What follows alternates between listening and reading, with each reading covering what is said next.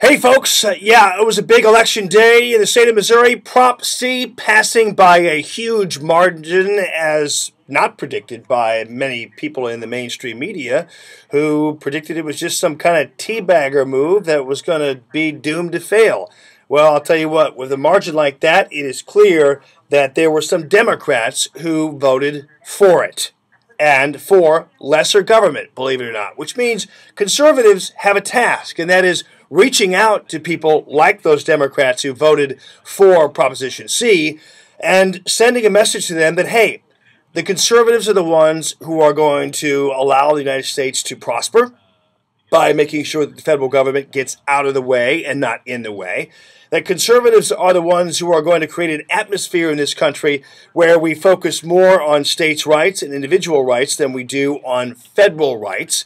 And once conservatives do that, I believe that in a general election they can reach out and, in fact, get some people who would otherwise vote Democrat and maybe even get some people who voted for President Obama. I mean, let's face it, we have to at some point take all comers. And we had, of course, Catherine Bleich on the show today from the Liberty Restoration Project. And some people are like, well, seems like she's kind of a crazy moonbat hippie type. And I go, well, to tell you the truth, a lot of these folks are pretty true to conservative values. You might call them hippies, but when it comes to issues of fiscal responsibility and situations like taxation and involvement of the federal government in our daily lives through, this attempted to ban gay marriage, all that kind of stuff, tell you what, conservatives need to reach out to these people because these are the individuals who are holding many rhinos' feet to the fire.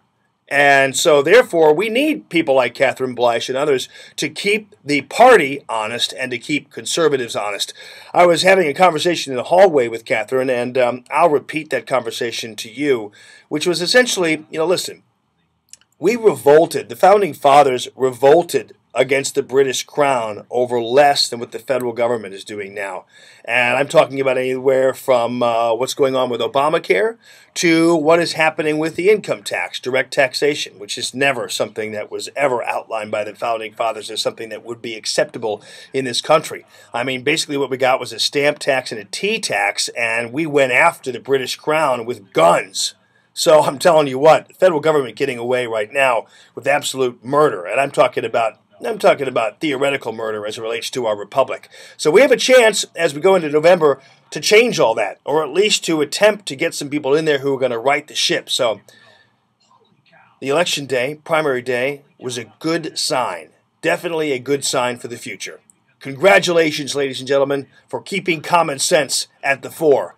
Jamie Ullman, Common Sense Radio. Make sure you tune in tomorrow. I will be in Florida with my lovely daughter on her little college getaway trip, but I will be chiming in with some videotapes and stuff for you and keeping you updated on the oil spill and all that kind of stuff. So we'll keep you up to date and make sure you tune in because Mark will be filling in once again for me. So take care, everybody. Love you and appreciate your support of Ullman in the Morning, Common Sense Radio.